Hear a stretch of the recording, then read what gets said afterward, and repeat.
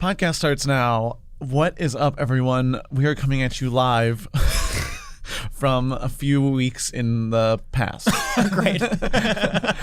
We both have bright pink smoothie bursting through our veins. If you can sense a calm within us, it is because we have had a $14 smoothie and we are about 50% through it. Do you sense a calm? Because I feel like there's something in here that's not doing good things for me. Well, mine is called a power shake. There's some sort of artificial sweetener, and it's not stevia. You're right. I actually don't feel calm at all. And well, I feel jittery. I feel like I'm on drugs. I feel like I'm on drugs. I think the biggest issue was that to be two gay guys in Midtown ordering smoothies, pink ones, by the way, pink smoothies, and chit-chatting about our little nights, it was. I felt judged. I felt vulnerable. I felt not cool. Yeah, everyone that was walking past us, we'd say, "Don't listen to this. Keep walking, mister." What I did last night is my business. I spat my pink smoothie right at 3 people in a row. Yeah. Yeah. You're on the local news. I actually had to order 5 smoothies because I kept pouring them over people. He spent upwards of $100. I spent upwards of $100. I kept pouring my pink smoothie on innocent passersby who were trying to ask us where to go to get the subway. Yeah. Well, and I do want to say I don't feel calm for sure. There are drugs in here, but I do feel less bad, if that makes any sense. Oh, yeah. Well, it's drugs. That's sort of what drugs do, is they make you not feel good but feel less bad. Yeah, I'm feeling numb to something. Yeah, well, there's also something about, we won't dox the company that made these smoothies, but let's just say it's not an independent mom and pop shop. It is very much a international conglomerate that's potentially owned by the United States military.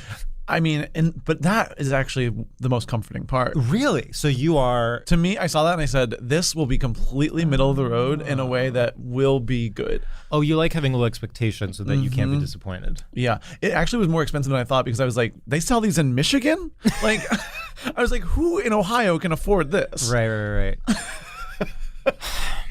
I mean...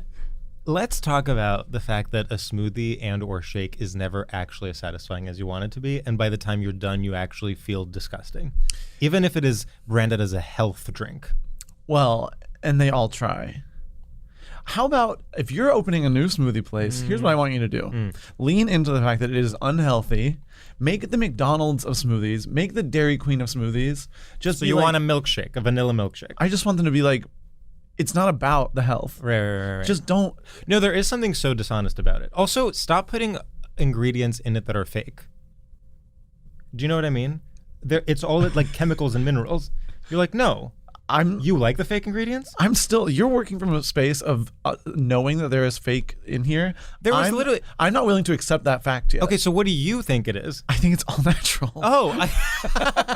I think we're dealing with sort of unpasteurized milk. I think we're dealing with berries that were picked in upstate New York. I think we are dealing in pure organics. Well, I'll tell you one thing that's in your favor is that it is actively decomposing in front of our very eyes. Like when we got these smoothies, they were bright pink. I would say I could sense a potential brand partnership with Barbie the film. Now we're going towards gray fast. Yeah, because they're just so real that they are going bad faster than we can drink them. Yeah, wow. That is really interesting. And I just got food poisoning, actually, and that's how I know that they're real. They're good. Huh. Okay. Do you think there's any snack that could ever satisfy anyone? You know what snack I've never actually eaten, but think could be fun to get into? Yeah. Beef jerky. Huh. I've never in my life, something about it, it was too like dirty basement coated for me to enjoy it. And I was scared of it, to be honest. It also felt like, there was something about it where it felt like there was a secret way to do it that I didn't quite understand. I really think the only, and this is a liberal use of the term snack because I'm about to mention a drink, the only thing that could ever actually cause something resembling satisfaction inside me is a Diet Coke in a movie theater. And everything else is a disappointment. You think if it's candy, you think it's going to be better than it actually is. It's not as good. If it's like a nice meal, you end up spending $570. Okay. There's something about the clarity of a Diet Coke at a movie theater. I have one. What? My favorite snack. Ready? Peanuts. Just on their own? Yeah. Am I being insane? You're crying. I'm being persecuted. I'm being more persecuted for liking peanuts than I was for having a pink shake. Wait, so you mean, because my actually second choice would have been peanut M&Ms. You have at a a movie sweet theater. tooth. I know I don't. Diet Coke. That is sweet. Yeah. No, I actually think in my normal life, if I'm not at a movie, my ideal snack is like potato chips. Like I'm a savory queen. I would never sit down and have like gummy worms. Sure. But the chips, they don't stick in your stomach. You need some protein. What? It's not a meal. I'm not putting them in a plate and I'm like bon appetit. Well, are you not with a glass of cab? Are you not hungry when you have? It's a snack. Wait, so this is a big and disagreement. you think because peanuts have protein, you think that you think a snack should have protein? Yeah. By definition. Yeah. When I have a snack, it's because I am hungry. Oh, it's because you need like a protein fix. Yeah. Huh. Well, I'll say this. Actually, my favorite snack. Doing a little. I mean, it's what now the kids are calling girl dinner. I'm afraid. Sure. But it's like to do a little cold cuts, little sliced carrot, cucumber, a charcuterie board. A charcuterie board. Let me tell you something. Take some yogurt, literally put dill in it. The end. It's already ranch. You are addicted to yogurt. It's sickening. Well, it's my heritage. It's sort of all we have. Our economy is in shambles, and ancient Greece was many millennia ago. That's true. Well, you have vacays. You'll always have Mykonos. That's true. We'll always have Mykonos. Okay, so I think we have explored a lot. I think we have proven that we've never been on more different pages. Our smoothies are growing mold as we speak because of how fresh they were. There are bugs in them now. There are bugs in them. Yeah. Do you think we should bring in our guest? I think that would be genius. Actually, okay, let's bring her in because I'm sort of already obsessed with her outlook for this episode. Because she came in and she said, I'm a producer. She said, scrap what you've been up to. She said, first of all, shut up. Well, and it was beautiful because it was like, respectfully. Oh my God, absolutely. Respectfully, no. And actually, wait, we have to talk about, okay, wait, please welcome Yamaneika Saunders. Hello, hi. Wait, Yamaneika, I'm obsessed with one thing you did, which is you came in, never have I seen anyone be nicer, smiling, hugging, like so sort of like immediately making eye contact with everyone or whatever. All of that to mask the fact that you came in and actually wanted to take over the podcast. Yeah. The way I enter is up for grabs. Yeah. Any room. I'm a Scorpio, so I'm very moody and emotional. But what I try to do is make sure that I engage with everyone in a space that's only respectful to do that. So everybody's giving their time and energy to be here. It's something that I probably don't want people to say out loud because I have a reputation of being a bitch. So I never want people to. Absolutely. Men hate me for a lot of reasons. I'm an independent, smart woman. You should stop doing that. I know. Oh my God. Yeah, aren't you trying to make it in this time? I know. But you just start just dropping things and being like, oh my God. Yeah, but I was very interested in the conversation, although I have micro-produced this podcast and hopefully taking it away from the way you guys pitched it to get sold. Yeah. Mm-hmm. I got obsessed with gummy worms. Let me just say this. Okay, out of really? nowhere, I just was addicted to the gummy worms. The gummies that have like the little marshmallowy thing at the bottom of it, the little white marshmallow. So I was obsessed. So I was just in Vegas. I went to 7-Eleven probably 7-Eleven times. Like I went there just to get bags because I went to Target and it didn't have the gummies that I wanted. And I've been putting in aggressive orders against my trainers. My trainer took DoorDash and Instacart and Uber Eats off my phone because I'm not supposed to be in this situation at all. And she doesn't know that I put Instacart back just because I'm not going to go get my groceries. Well, I have a question. New York. Instacart is groceries. She doesn't want you to get groceries? She doesn't. No, she's like, it's like the discipline you have to be someone like she is. She's like, you can only make things with things you find in the house. Yeah. You must forage. No, you don't. Listen, first of all, I want to say shout out to Naima who trains me. She has helped me. decreased 30 pounds since I've been with her. Congratulations. And we box, we train, I lift, I'm deadlifting, I'm leg pressing. I remember there was a time where I was like, at 10 pounds. Oh my God. So like whenever I'm on the road and I'm working at a hotel, recently I was working out and we were doing a virtual session and the guys were like, I'm like looking for the dumbbells that I need and the weights and the guys are like, what do you, we think the 15, they don't have 15s, the fine, we don't think they're have a fine. I'm like, I'm looking, she's telling me to get 65. Right? So or 60, right? So it's like, then it becomes this whole thing where I haven't even noticed the growth and where I started to now where I am. I would never touch a 5 pound. No disrespect to 5 or 10. I'm not even at 20 unless it's a certain exercise. My minimum is really 40.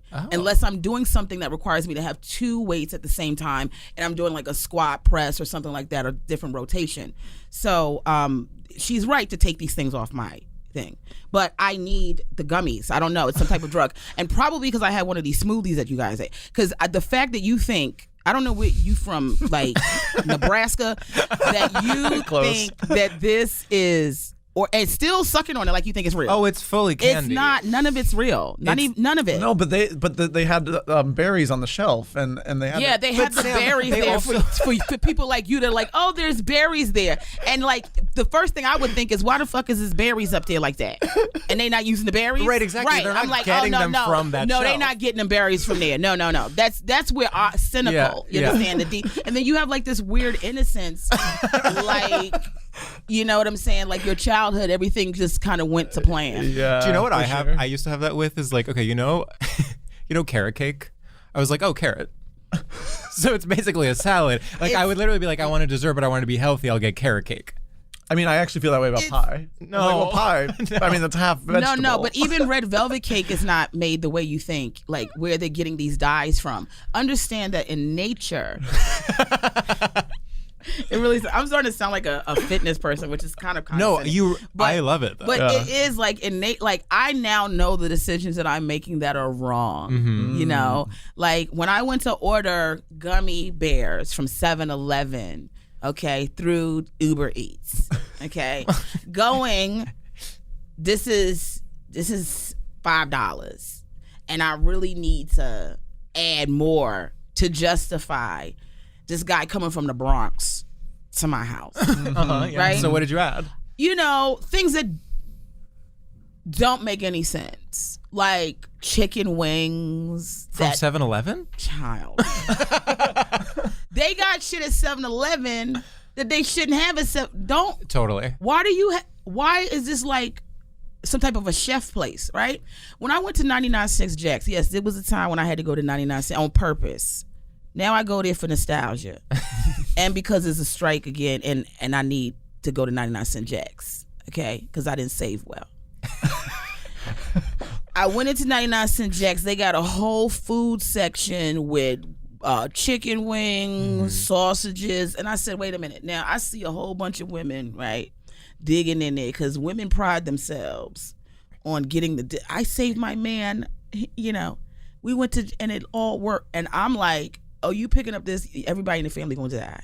How in the world do you get chicken wings for 99 cents? Because over at D'Agostino's, honey, they starting at least at 10 something. So you have to ask, where have the shortcuts? Sure. You understand what I'm saying? Yeah. Right. No, it is true. It really does all add up. It's math. Quite frankly. And you were clearly in AP calculus. I was, and then also was so defiant that I wasn't. Mm-hmm. This is who I was as a student. This doesn't make any sense to me, and I know you're telling me that it makes sense, but it don't make no damn sense.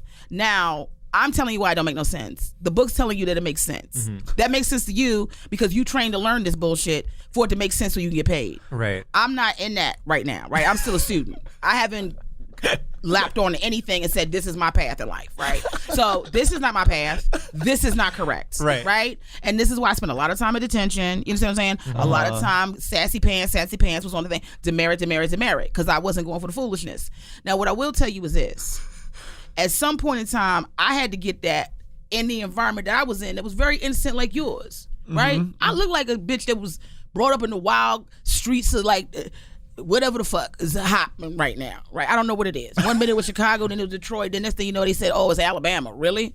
So wherever it's popping off right now, that's where I look like I came from. I came from the suburbs of Maryland. It couldn't be any more. Suburbs of Maryland? Of Aberdeen, Maryland. There was 0 people there. We used to go to the graveyard just to have fun. Do you understand? Because that's where all the motherfuckers was. They were dead. So boring upbringing, cow pastures, the whole thing. And there was a part of me that said, I cannot live this way. Mm-hmm. I have to shed this innocence because when I get out into that world, it's going to destroy me. You understand? Mm-hmm. And I shook it off. And I learned how to be a predator. Oh. Do you understand? I hear you. So what are you predating? Yeah, what's your prey? Yeah, who's your prey? So let me tell you something. I am a predator. Uh-huh. I've learned to be a predator, right, so that I know how not to be prey. But I am not a predator so that I can predatorize. Oh, you identify as a predator, but you're not practicing. It's I self-defense. can see a predator and understand how a predator works. When I told you, when I came in here and I'm circling around trying to figure out what street I'm on, instantly I've clocked a man that has watched me walk up and down here looking fucking jazzy, okay? Of course. Who the fuck is this bitch? Come on. He's thinking something's going on with me or I got good pussy. One of the two, both is right. Now, I'm clocking him, right? Yeah. He doesn't know I'm clocking him because I'm not going to clock that I'm clocking him, right? He thinks you have never noticed anything in your surroundings. I'm twirling like Mary Tyler Moore, like I just got to New York City. I get what's happening here. Yeah. So when he comes over to me, he goes, are you lost? Beat it. I live here. Beat it. Right? Yeah, you got a new chick, right? You thought you was I was like, oh my God, I'm looking for that. No, beat it. I live here. And then he goes, well, I just see you're looking around. I know where I am. I know exactly where I am, huh? You want me to be an innocent, well, I'm thinking it's like, oh, you want me to be an innocent victim here, right? So all of a sudden, you're going to ask me to get in your van, or I can take you a couple, no, you're not going to take me nowhere. Not unless I want to go. And then if I want to go, I'm driving your van. You understand what I'm saying? So you have to learn how to be the predator, only to find out that sometimes, hey, you make a misstep. Sure. Yeah. Because which street I thought I was on, and I told him, I know where I'm at. He said, you actually 2 blocks away from that. I said, okay, you know what? Sometimes it don't work. But I guess what? I didn't get in the van I didn't want to get into. True. And I also didn't go buy a $14 smoothie and pretend that the shit was made out of real fruit. It's to die for, by the way. The more we talk about it, the worse we talk about this smoothie, the more your body's like, oh, you got to have it. Oh my God. I mean, imagine talking about the smoothie and not taking a sip. Well, you know what I did, which is even worse than Sam, and I'm going to come out and say it. Sam got the smoothie, okay? He thought it was made of real fruit. You know what I did? Got the equivalent one from the vegan menu, because I thought that will be healthier.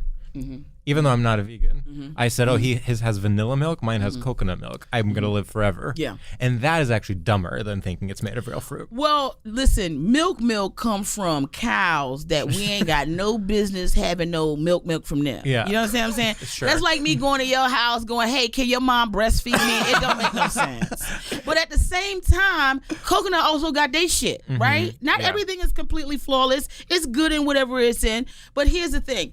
Go into something and know that you going into something because you really want to go into something and not to try to make the aesthetic of everything look good, right? Yeah. And I have a bone to pick with these vegans. Uh-oh. Yeah, listen, one Thanksgiving I said something on Comedy Central about tofurkey or whatever the hell they be eating. Why are you even making it sound like it's a turkey if it ain't? They went rogue. Yeah, because they don't eat a lot and they hungry because they don't have a lot of the nutrients and the proteins that they need because they out here making shit. You know what I'm saying? So now we had a falling out. So I don't have no problem falling out with them because they also not that strong because they hungry all the time. And I'm going to get flack for that because they're like, we're very strong. We do. Yeah, okay, all right. Go eat your carrot. Well, now, you saying that your favorite snack is peanuts is very vegan to me. That's true. No, peanuts is I instantly thought boring. Sure. No, because my grandparents, that was they. Are you from Sumter, South Carolina, Timmonsville? I was born in Charleston, South Carolina. I'm hitting on girls. Oh my God. This is a South Carolina thing. That's what they love, peanuts in South Carolina. My grandparents would eat peanuts. They would go to Lexington Market, get 2 big bags of peanuts, 2 for $5, and a Pepsi. or Coke. I mean, to me, it's all about. Pop 'em. To me, I'm like almond is the default. I'm like President Obama. I have 7 almonds as a snack, whereas I would never do that with peanuts. Please, your response. Please. Is this a thing? Oh yeah, President. Am I making that up? No, I think that's there was like some interview where he was like, as a snack, I'll have 7 almonds. And also like supermodels do it too. Yeah. Can I just make? I don't like to blow the behind the scenes. Sure. But this how I know y'all crazy, right? Because instantly you said this wild ass fact. Homeboy over here was like, "Yep, this is how they get down," and I felt the heat from him over here.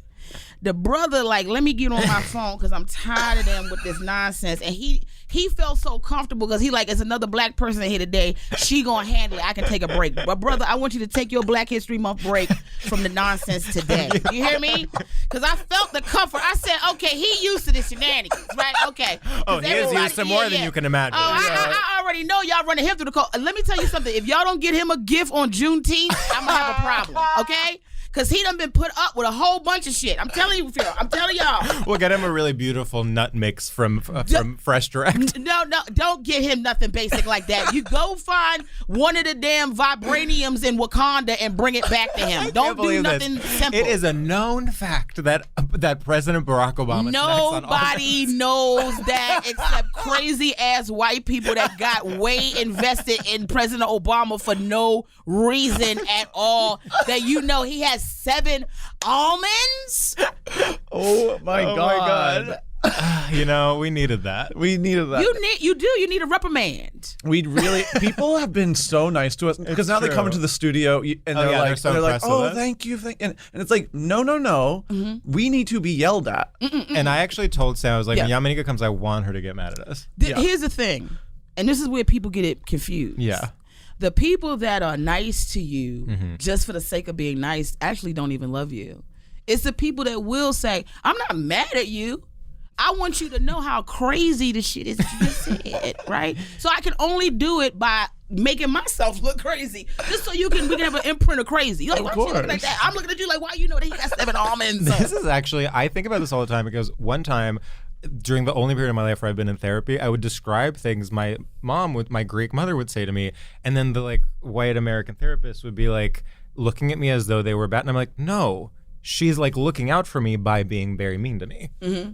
Well, you can't ask white people from South Carolina and shit like that because here's the thing, right? How many times did your grandmother go upside your head? I mean, never. Okay, exactly. Nobody went upside your head. That's why you think the world is still made of real fruit. The reality is when you get somebody to go upside your head right away, you thought, oh, boo, guess what? There's reality. I'm the sweetest person. I'm loving. I'm so empathic. Do you understand? Like sometimes that's why I got to distance myself from people because I feel people's pain. I'm the person if I got $100, I'm gonna give it to the homeless person because I can't make change. That's who I am. I have to protect myself from being like that. You understand? What protected me was going real reality is a little bit of my grandfather saying people who are on the streets are playing a game, right? And me going, that can't be true for everyone. Understanding that he knows people hustle. I didn't know that people hustle. So now I know that people hustle, but also let me not put myself out, but also let me not be judged if I have a little cash to give someone to go, do you need it? I have it extra to give you, you can have it. It's reality, and it's also still trying to maintain being a human being. And it's very tough, and I feel it all the time, which is why oftentimes I come off bitchy, can be very direct, all kinds of things. But at the end of the day, I don't want to hurt anybody. You're very innocent. I can see it on you, and you're turning like red. You know what I mean? Like that's the thing when you white like that, it's crazy because you like a mood ring, right? You don't know what's happening here. You understand what I'm saying? Because this is all coconut all the time. You know what I mean? You like turning blue, purple. One moment I was like, are you going into the morgue? What's happening? Wow. So, I feel that I'm connecting to you on a certain level. I want to just make sure that all of the niceness that you have, which I'm sure is very authentic, you are not playing yourself in the process of being nice, that you are undermining your own integrity to make sure that you don't go overboard with other people and you're not serving yourself. I really don't think you are. I actually think Sam has really good boundaries where sometimes I'll find myself I'm trying to say this without saying any specifics. It'll be like, my instinct is always to, let's say someone's like, can I work on something with you guys? I'm just going to say broadly. Okay. And we don't want to work with them. My instinct is to be like, we're so busy over the next few months, but let me get back to you in February, I promise. And Sam would never say that. Like, Sam will literally say no. Say? I would probably say like, I would probably say like, it's not something we're interested in working on. Yeah. Yeah. I would say that. What would you say? I understand what you mean. Yeah. I understand. Your overcorrecting is because of the presence, right? I do that too. I always You don't have to overcorrect.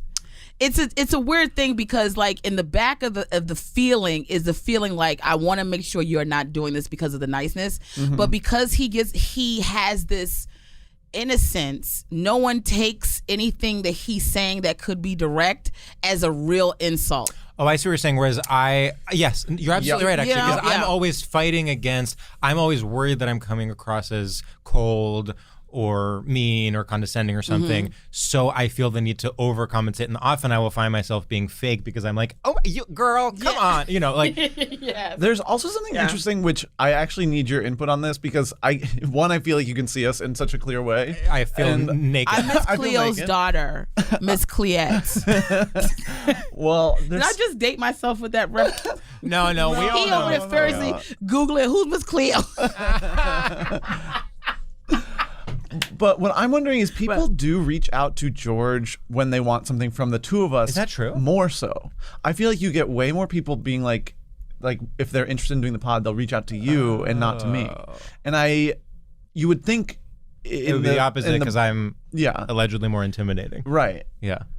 Okay, so human nature. This is really what this is. You guys have actually illuminated something for me, right?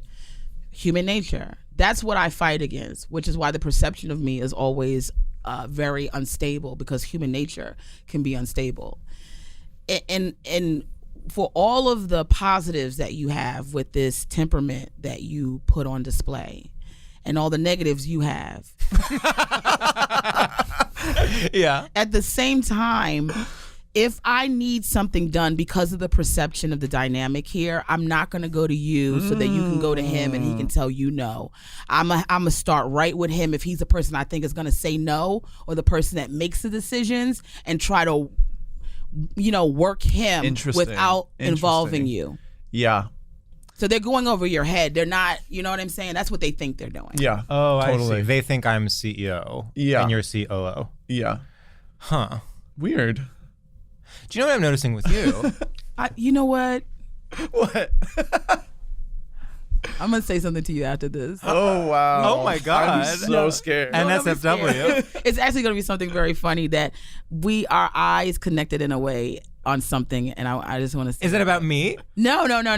It's about a vibe I caught that's an undertow to something else, but it's not for everybody. Okay, you're a psychiatrist with a medical degree. I hope not. I'm on every pill. I have anxiety, depression, ADHD. Well, that's how you know you're a professional. Expert. You know you have all the medications. Wow. You're prescribing them to yourself. Unbelievable. Well, since we're psychoanalyzing, you know what I noticed about you? Yeah. Is very but it's this like it's this awareness, hyper awareness of how you come across, so you defensively come across a different way immediately. Like so many, since you've been here, it's like people think I'm this, but I'm actually that. I'm actually this, but people think I'm this. So then in order to intercept people thinking I'm this, I become that. Do you ever get lost in that calculus? Yeah. A lot.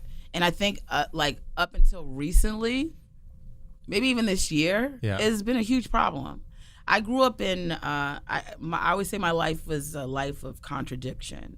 So the perception I'm always fighting against is also inadvertently the perception that I give off because the way in which I have to protect myself. To explain to people how I really want them to see me, right? Everybody wants to be seen for who they are, right? Not what they represent, but who they are. I was very innocent, very conservative, very sheltered. I grew up, my family got into the ministry when I was very, very young, and my grandparents opened up a church and, became pastors, and, there was the whole conflict with that of like my grandmother really doing a lot of things that in the Christian faith, a lot of times they don't want women to have access to. So it's sort of this understanding of like a submission to God and his will and the things that it means to be a woman, but at the same time knowing that God has no respect to person, but we also as humans have respect to person, right? So you're living in a lot of like dualities of how you feel about yourself or how you're perceived. Then when I got into stand-up, which was, really out of my control, but more of, I guess, a blessing, right? Because I was being trained to be an actress and I'm classically trained in the theater. So I would always put my emotions in that, right? So I didn't have to live them as a real person. I could just put them into these sort of characters that I would create. Even in that environment, being a black girl was very limiting because I didn't have the characters in which I could express myself in different dynamics as the white girls could. But I've also been somebody who is not interested in resting on that obviously there's a lot of racism that is happening here in this country, and there's a lot of things that affect me disproportionately as a black person. But I also was in an environment where it was all white and people would call me the N-word every day and a porch monkey and all these other things. And that I also have to deal with that, right? So it's a lot of things, and everywhere I turn, somebody's attacking me for something that I can't control. And it causes you to put up a wall and defensiveness. So I am quick and very funny because I've had to attack people back. And I've never chose to be the person that got attacked and then felt victimized. I always felt like if you attack me, I will attack you back with no qualms because you started it. Yeah. My philosophy is when Michelle Obama, who we all love, and those arms, girl, I miss them. Trying to get my arms like that with the flab. When she says they go high, no wait, they go high. I know what I'm saying. They go high and they go low. You go high, and I say, while I respect her, I believe that sometimes when people go low, you already be down there. Mm-hmm. So when they get down there, you go, what took you so long? Because we all going to get down on the ground. And that's what people don't want to fight against. So when you say I interject, like I'll say something about my arms, I'll say something about my weight, it's no issue for me, really. It'll be something to just be like, before you think I'm getting on this high horse, sure, boom, here's some reality checks real quick that I already know you're dealing with. We can laugh at them about real quick, and then we're going to go back into this thing. Because whatever I'm fixing here in my mind to try to make everything balance is not what's happening in everybody's mind that I am talking to. People have their perceptions. They're going to have their perceptions. They're going to have their understandings. They're going to have all of that. There is nothing wrong with me trying to ingratiate myself just a little bit to a part of the humanity with them that we can connect on, which is humor, and then still get my point across. Right. And the people who cannot go deep with me and don't understand it, because I'm a very complex person, and that's not me blowing smoke up my own ass. I'm just saying the complexities of all of us, but I'm embracing them. They're going to reduce it to, oh, she's just this, she's that. Okay, I'm not interested in them. And a lot of times we spend so much time being interested in the people who are not interested in really getting to know us that we leave all of these people out that want to get to know us. And I've been doing that for a long time, running behind trying to convince people. It doesn't matter. My tribe is back here. Do you feel like chasing people who you feel like are not interested in you and trying to get them interested in you presents more of a challenge, and therefore you think that is like, because it's more difficult, it's more valuable? You're like, why would I engage with these people who are already interested in me? That seems easy and therefore is not like as fulfilling or something. My parents fell in love early and probably wasn't ready to have me, right? Although they were very much in love and had a beautiful love story. My mother had things that she wanted to do in life, and my grandparents wanted to see her fulfill those things. My mother was an audio video engineer, technician for a couple of PBS stations around the country. She worked as a top 40 disc jockey at a couple of top 40s around the country. She was able to move in the way that she needed to because my grandparents had me solid to raise me as someone who's raised with a mother and a father in their lives, right? in all of that I had, my grandparents giving me everything, taking care of me. I never wanted for anything. I never felt like there was something that I couldn't do in this world. They pumped me with positivity at all points, told me everything that I want was accessible to me. It still did not erase the fact that as my parents are doing their thing, because my grandparents think they should, right? That there's not some sense of maybe abandonment on my end, right? That I feel. So I do have chased abandonment, mostly with maybe romantic partners, more so than I had the confidence to not chase abandonment with like friends and stuff like that, but maybe lovers, right? And then it becomes this part of you where you go, because I love this person so much, and because I'm loving, and because I'm sweet, and because I think about you, and because I would do anything for you, I can't believe that somehow we got to this place where you don't see that as valuable. And you think that there's a deficit with the way that you are communicating who you are to this person without realizing that it doesn't matter what this person thinks or doesn't think. If I have been in love twice in my life. And for the love of God, no matter what I did, I kept moving further and further away from whatever started, because the guys that I met, that I fell in love with, met this. And the person that they go home to is the person that's like, hi, babe, you want something to eat? And it's, who the fuck is this? Who's this? Right? But they won't let me have both of those. Yeah. It's always got to be like, I got to be da-da-da-da. And so when I'm not that, it's like I'm lying to them somehow. Or you're not the woman that, there's some weakness because there's some femininity to me. Right. So I don't show it, right? All perception of other people, which I'm trying to get, as we grow, we get out of.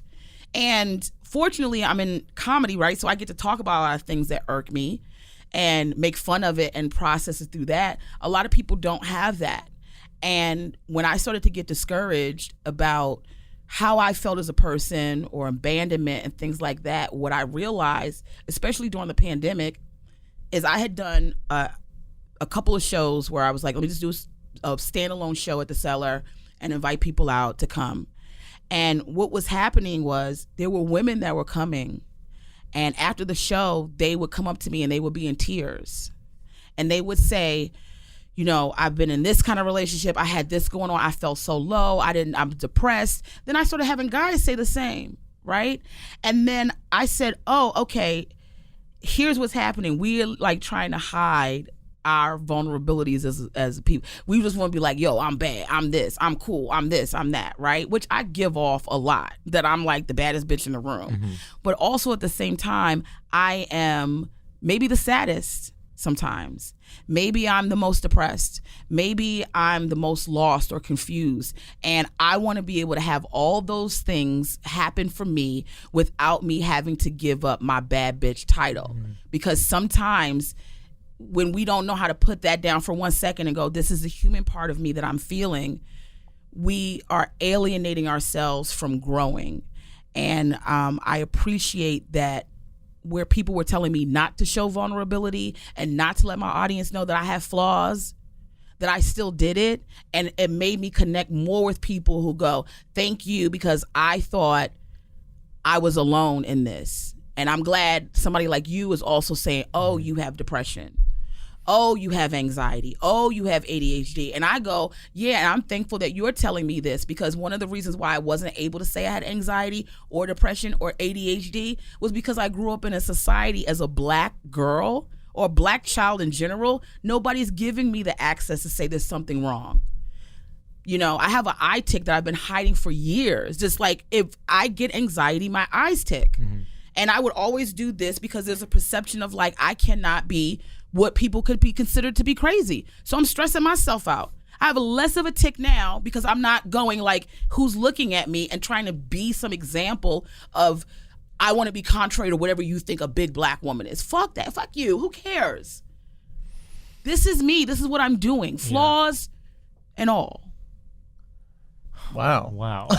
I'm like, this. I mean, the way that the journey this has been on this episode is insane in a good way. It's, I have to say, so annoying that I now have to speak. I know. I was like, damn. No. I wasn't trying to usurp. No. You're not usurping. No, I'm saying the opposite. I'm like, I just.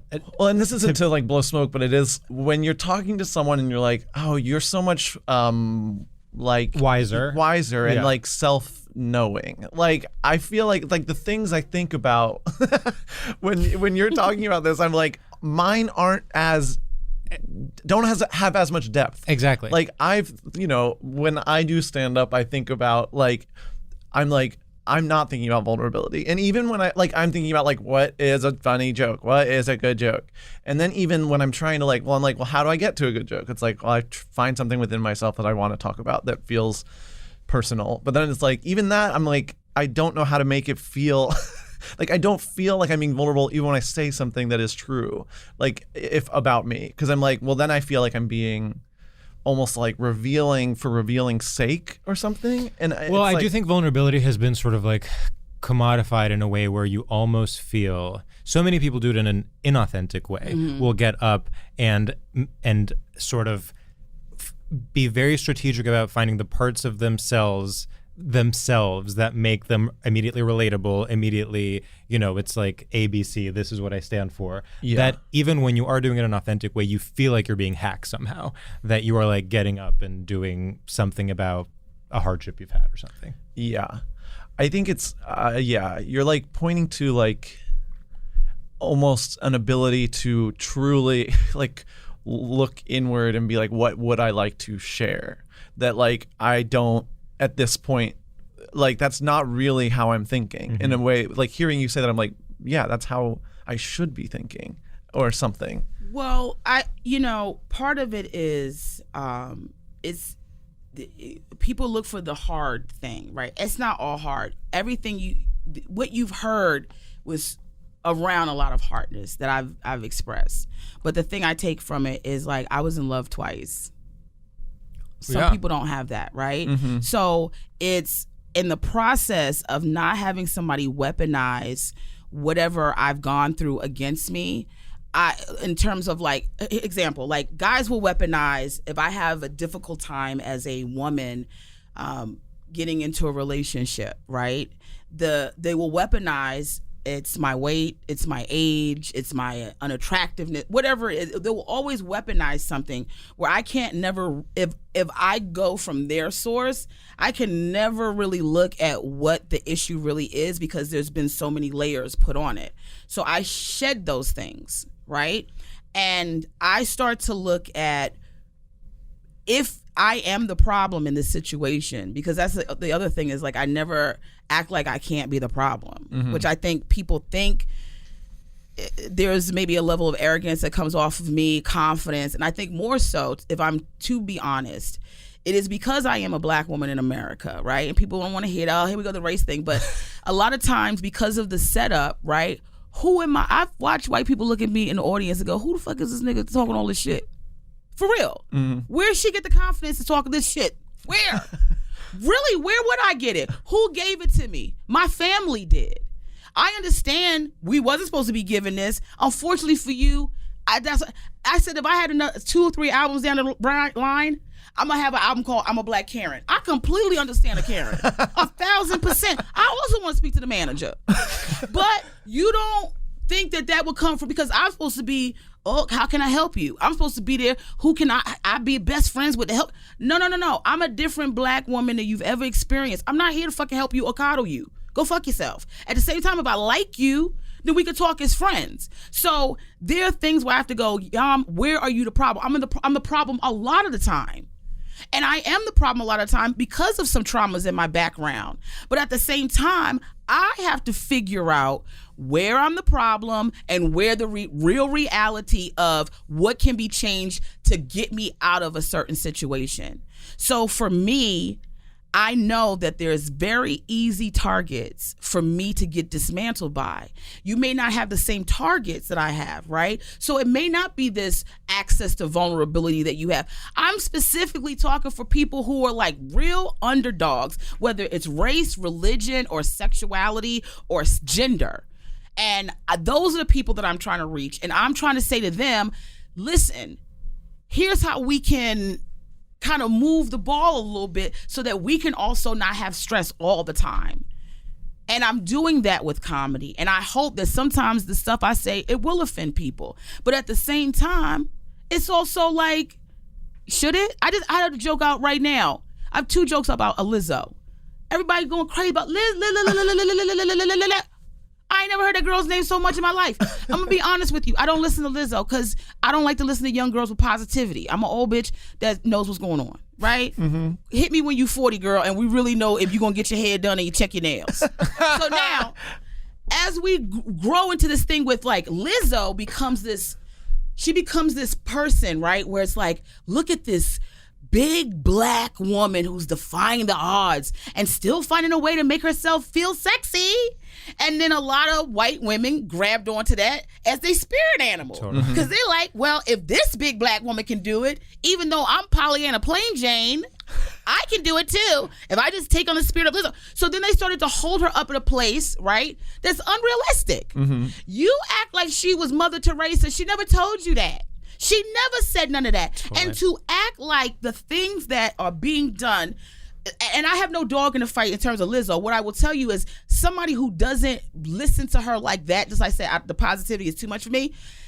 I can tell you the girl is trained, a trained musician, right? Didn't she just that 1,000-year-old flute and nobody touched since Benjamin Franklin was getting his toes done in the White House? So what I'm saying is she touching a 1,000-year-old flute with her lips, right? Uh-huh. She doing a bunch of dynamic shit. Oh, she's fat shamed. She's fat. Like if we can't keep it real, like for real, be real. She's fat, bitch, and you fat. I'm fat. You worry about a fat bitch calling you fat, bitch? What is happening here? Just be like, yeah, bitch, and you also fat. You what and what? That's why I said it's like 2 guys arguing in a wheelchair about who gonna stand up. Neither one of you roll them down the street. It's the end of the day. Some of the stuff we turn on each other as being underdogs, right? We got this bit. Listen, when we talk about cancel culture, right? Oh, we get rid of cancel. Okay, listen. When we was growing up, or when I was growing up in the 80s, okay, tell you where I'm at. People were saying all kinds of wild, reckless stuff that we just had to roll with the punches on. I'm not saying that we in a different time, you don't have to roll with the punches. What I'm saying is, understand I was somebody that also had to condition myself to roll with the punches with these same people that you can't stand. So now I have a little bit of their nonsense in me. Give me some grace to catch up. I don't care about your pronoun, baby. That's their thing. I don't want to talk to you at all. Right? So whatever I gotta call you to get you the hell out of my face, I'm gonna call you that. Right? Be it or he, they, them. Who got to get out of my face? Them or they? Because I want them all gone. Okay, Yamaneika.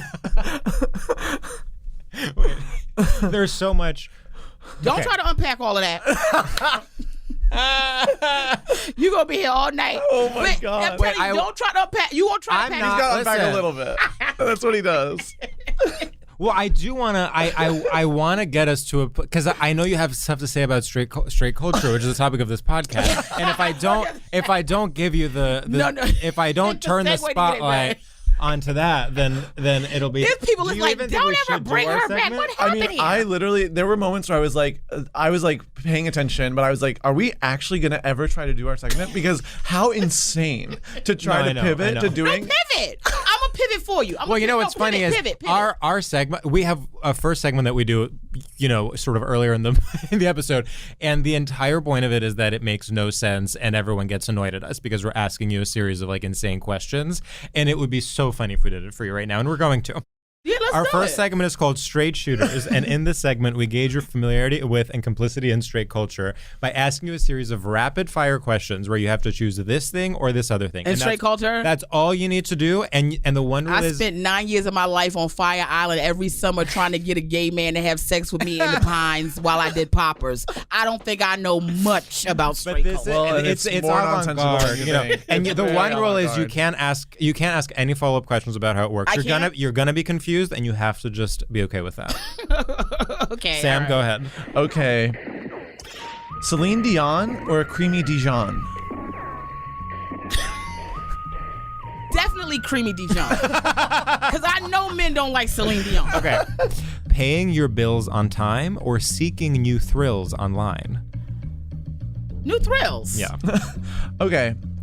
Praying to the Lord or slaying with a sword?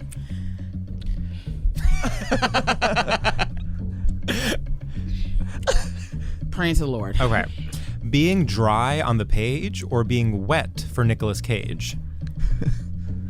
These are getting worse. Because they could go either way. I'm telling you. Yeah. Okay, being dry on the page or being wet for Nicolas Cage.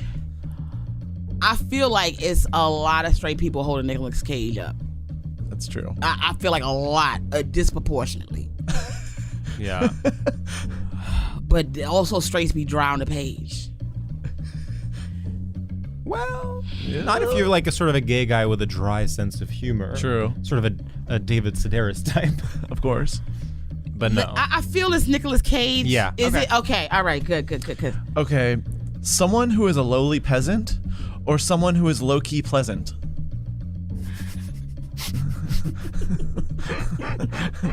First of all, I'm mad y'all went to the Jesse Jackson Academy of Rhyming. Someone who is a lowly pleasant or someone who is Low-key pleasant. Low-key pleasant. That's... and I can't ask a follow-up.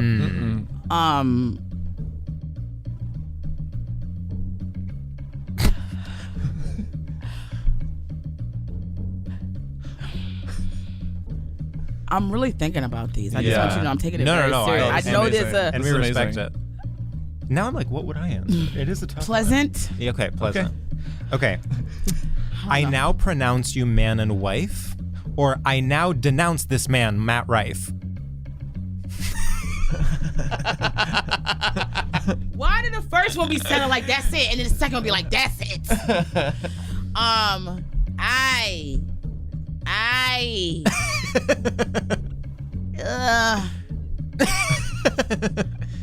Rife. Okay, this is a 3. Professor Plum, Colonel Mustard, or Marjorie Taylor Greene? Oh, because green.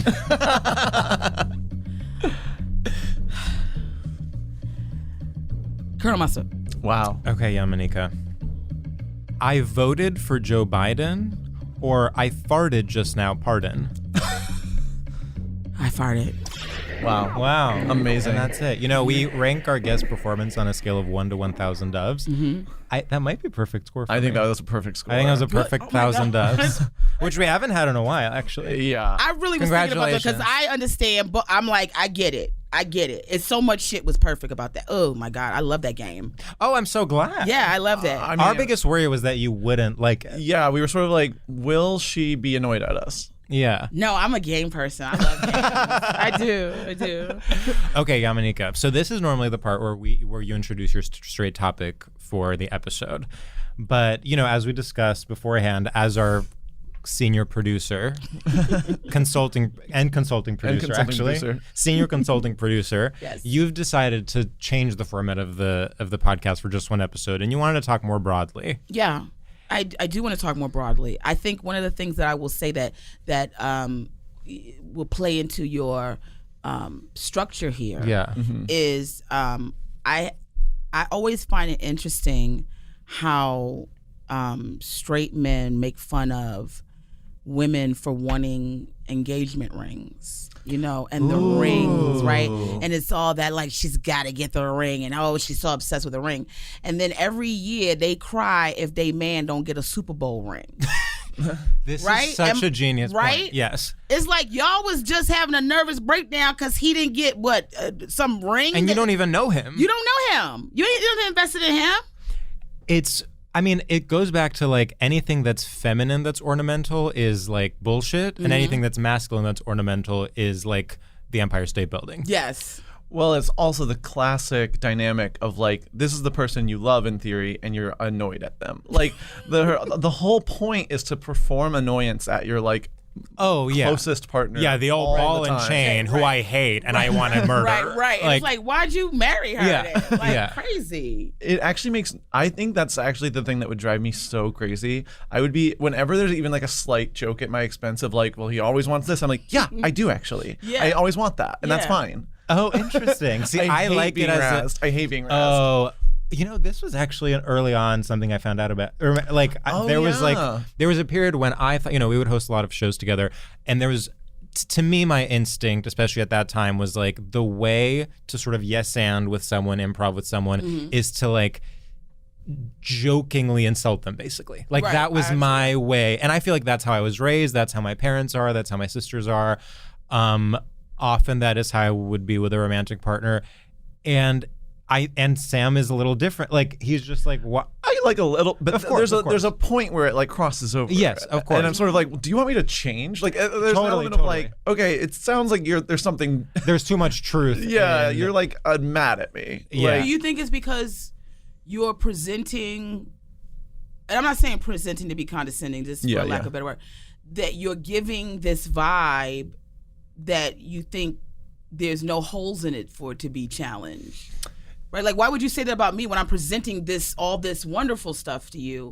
It's not that necessarily. It's more that I'm like, I don't want to be like I think I have a peeve around like bickering without substance. Like I'm sort of like, you would hate me. But I feel like I'm bickering. No, yeah, but it's like, whereas you're not really drawn to it as like a sort of type of performance. Yeah. Like and actually I've found this sometimes, I've never expressed this to you, but like sometimes like my boyfriend and I will do that thing where it's like, well, we'll each sort of be like competing for who is the most he's annoying because of this and he's annoying because of this. And for us, it never is like hiding that we have some actual big problem. It's just like a way to joke around. And sometimes we'll do that in front of you and I'll actually see your eyes be like scared. You're like, oh my God, do they not love each other? Well, it's not like, do they not love each other? It's really like, it's almost the same as like watching you guys have sex or something. It's like, okay. You think it's private. Yeah. Oh, wow, that's so fascinating. But you know what? Something you just said that was also very interesting is the performance of it all. Yeah. Mm-hmm.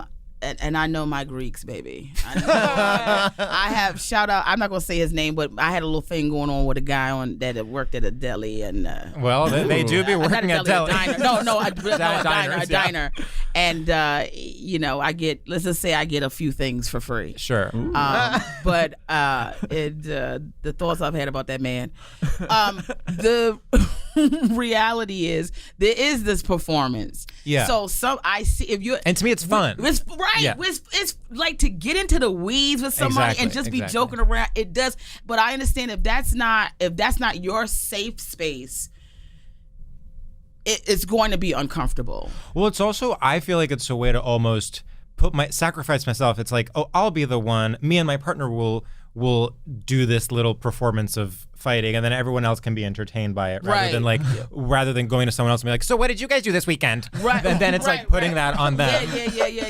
Yeah. I feel that. Yeah. George hasn't asked what I've been up to this weekend in years. It's I like that though. I like that. None of this conversation has been from my perspective anything that I think anybody has to change. Is just getting to know one another. 100%. And figuring out, I've had to make adjustments for people that I want in my life, right? I am someone that roasts people all the time. Exactly, you know? And I'm really good at it. And then I have to remember to not have those gloves on for some of my friends and family who can't take it, and knowing that I can't take it either sometimes. Like my father said something about my hair the other day, And I went into this whole like Maya Angelou poem about my father. How could you, with the woman that I am, all you see is head. You know, and it was just like at the end, my dad, and I see him just going like, what did I? But at the end of it, I'm going, Dad, all right, I was being sensitive, right? I can cop to that. So I can relate to people not wanting to be in that vibe sometimes. You got to go, you know what, my bad. So. And I just for the record, you know, I like when it's playful. I'm down for some play. See, I'm like reducing you. I'm like, I'm almost doing, in a weird way, I'm actually doing the thing that I said you don't like, which is almost like oversimplifying your quote unquote quirks in order to make fun of them. Yeah, it's so meta in that way. Because it's clear to me when it's like a joke and when it's like, and I don't think you're some sensitive person that I like am walking on eggshells around at all. Right. I love, you know, this is my first time seeing you guys together. And I love it. Like, I love the way that communication, I understand I've worked with people and it's hard. I have friends, I say I can't work with you, we just can't do it. For whatever, mom the problem, they the problem, we both the problem. It's tough. Yeah. Because there's a lot of, you're also in a relationship here. It's a lot of give and take, trust that has to be given, and both dynamic people. Sometimes it comes into play like, I've had this a lot. Sometimes I've had it with straight guys, overpowering them in performance, right? And then feeling like I need to always tuck myself in to not overpower, because if I do overpower, there will be a judgment. Instead of me acknowledging at this point, I only want to be in places where everybody's killing it. I don't ever want to be around somebody that's like, can you not do, or can you, I always tell people if I'm headlining somewhere and they go, what do you want me not to say? Can I not? I'm like, what act have you been doing? Do whatever you've been, that got you to this point. What do I care? I don't care if you blew as do whatever you're doing, because I'm coming out there to do what I did. And if whatever I'm doing has been impeded, or I can't clean up what you did, then there's a problem. I shouldn't be headlining. So, you know, we do that, and I see that with you guys. I'm sure there's ups and downs in this relationship, but it's good the way you are communicating and the way you were able to say to him, listen, I understand these things and they affect you in a certain way. And somebody like you, who people probably think never get affected because there's a sort of this cheery disposition, that also there's things that can, you know, perturb you as well. You're not just some walkover. People can do whatever they want to do to you. It's true. I'm really cranky all the time. And no one knows that. Well, this is taking away from what I said. But in the beginning, we gave you a hard time about the smoothies, but you're more than that. You are. Yeah, you're more than that. I'm more than a smoothie. Yeah. I mean, yes, you think smoothies have real fruit in them, but what else would be in them? You also voted. Oh, honey. Have you ever opened up, what's those cereal that has the strawberry, the Special K? That's all dehydrated strawberry. Them strawberries, how's strawberry going to live in a box? So they dry it out. It's still got all the nutritional value. No, man. I want to see your kidneys. That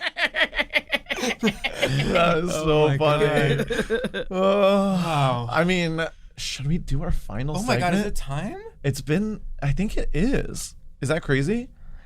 I've been having a good time. I mean, me too. This was amazing. Me too. I think, right? Do you promise you'll keep in touch? Of course. Yeah, this can't be a camp thing, you know? We can't go back from here, of course. Absolutely. I'm so honored you guys asked me to be here. Thank you. That means the world to me. You've been on the top of our list for so long. Yeah. I was almost like, would you want, like, because we're not super close. I mean, we've met a couple of times, but we're not like really close friends. And I'm like, I don't know. Maybe it'll be like the vibe will be not a perfect match. We're in the family of performers. Yeah. And that's where, listen, and I'll say this before we do our last thing. I used to do, the only person who would do open mics as long as I did, I mean, when I'm already past at professional spots, was Mike Lawrence. He also would do that. And that's the thing I liked about our dynamic. He's one of the best writers you ever run into, funniest comics, just a good person, now dad. And we never thought we were too good to do an open mic. And that's not me trying to shade people who go, I'm Totally. above open mic, because I understand that's a rough game. Yeah. But at the same time, we both had that feeling of like, where can we go where the energy is still the same of trying to make something happen, and to be around that energy and people working out bits and working, and that's what we want to do. We want to work out bits. We want to work. So it's like, I don't have that where I'm like, I'm not going to do somebody's thing. I don't have that at all, unless I don't like you. Then I'm like, I don't want to be bothered with you, or if I'm busy. But so many comics have my number that should not have my number. I got people not to get my number. Like, people that started yesterday, and they like, can you do my show and I'm doing some cafe somewhere in the middle of nowhere. And I'm like, yeah, okay, girl. Like, we had fun. But you know what I'm saying? It's never going to be that. And it should never be that for something that you love. Mm-hmm. Yeah. Yeah. It's true. Wow. Wow. Okay. Well, our final segment Okay, I can't wait. is called Shoutouts. And so we basically pay homage to the straight tradition of the radio shoutout. So think Z100, think TRL. Okay. It's just like, it's an incredible straight oral tradition of speaking in this way and shouting something out. And by definition, we always think of them right on the spot. And I haven't thought of mine yet. Do you I actually have one. Okay, I'm going to think of one as you're talking. A hard left turn. Okay. Okay. What is up, everyone around the globe, from sea to shining sea? I want to give a huge shout out to Kunk on Earth. I have finally watched the show that George was like, you gotta watch it. I think you'll really like it. And I was like, sure, but you know how it is, where as soon as someone recommends something, I'm not interested anymore because now it's not my idea.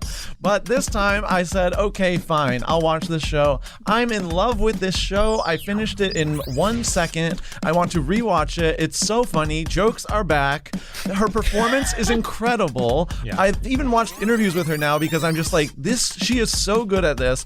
And she's like perfectly cranky. I watched her on Seth Meyers, watched the interview. She's just like, he's like, do you like performing? And she's like, not really. And I'm like, I love you. Finally, somebody who is like this is famous now. Kunk on Earth, can't get enough of this stuff. Woo, woo. Love that. Okay, I thought of one. Okay. What's up, listeners out there? Everyone driving in their car or even in an Uber. I want to give a shout out to epistolary novels. You know, novels where it's a bunch of letters written to one another. Okay. So it'll be like, Dear Yamaneika, Dear George, and that's the entire novel, okay? If you're in a reading rut, guess what's easy? Reading an email. Just, you pick up one of these books, it's like you're reading a bunch of emails, a bunch of letters, you get into the groove of things, usually the chapters are short because they're letters. I just finished a book called Happiness as Such by Natalia Ginsburg. It is mostly letters between a very passive-aggressive mother and a maybe LGBT son. I was living. We are talking, it is 1970s Italy. He's like not answering her letters because he's sort of like a flop. She's like, you've disappointed me again. Blah, blah, blah. I was in it. I was into the characters. You find out so much about people when they're the ones writing the letters and when there's not like an omniscient narrator. So I'm telling you, get out there, find an epistolary novel. It'll get you back into reading, and then you'll be ready to read War and Peace. All right. Woo! Genius. Okay, and Yamaneika, whenever you are ready. Okay. Hey there, everybody. This is Yamaneika on the ones and the twos. Yes.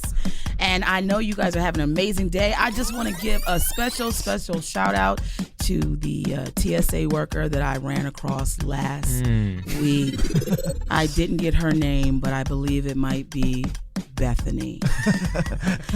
She was so humble in reminding me as I sat there waiting for a TSA agent to check my bag that had been pulled to the side almost 7 minutes ago. That when I said to her, is there anybody that can check my bag, please? I have to catch a flight. And Bethany reminded me, everybody here has to catch a flight. Ooh. And I just wanted to thank her because, of course, but you know what, girl, you so right. I did not realize that I was at the airport, girl. What I meant was I immediately got to catch a flight because I'm already late. Now, I'm almost certain everybody else in here is on time for their flight, and they don't need to get to their flight right now, girl. But mine is boarding as we speak. Okay? But thank you for that reminder because you know what? Without you, where would I be? On my flight a lot earlier than I was. Woo! Thank you. Shout out to Bethany. That was amazing. Love that. Wow. I love when people abuse their little positions of power. Right. We all got girl, please. Think I'm stupid? Wow. When they like preemptively, you're literally putting your bag on, and they're like, "Laptop's out." Like, Oh my I know, God. I haven't opened it yet. Yeah. Give me a chance. And then the next time, Give me a chance. I'll prove myself. They're like, actually, keep your laptop in. I'm like, oh my God, no, when they no, do that. no. Yeah. Give me a set of rules. I will follow them. Mm-hmm. The other day, someone fully grabbed my dick and balls, if I may be so bold. Like when doing, like I was like, I've been patted down before. I've never had someone fully just be like, Wow. Don't go through it with a wig on. Because when them bobby pins don't hit the way they need to hit on the register, they will make you take your wig off and shake it around. Wow. It's embarrassing. So, you Wow. know, I try to have braids in my hair. Sheesh. well, see you at JFK. Ciao. Well, thanks so much for doing this podcast. Thank you for Really having appreciate me, it. guys. Thank you. And thank you to all the listeners. And I wish everybody nothing but love and success and joy and peace. Wow. And just with like that. goodbye. Bye.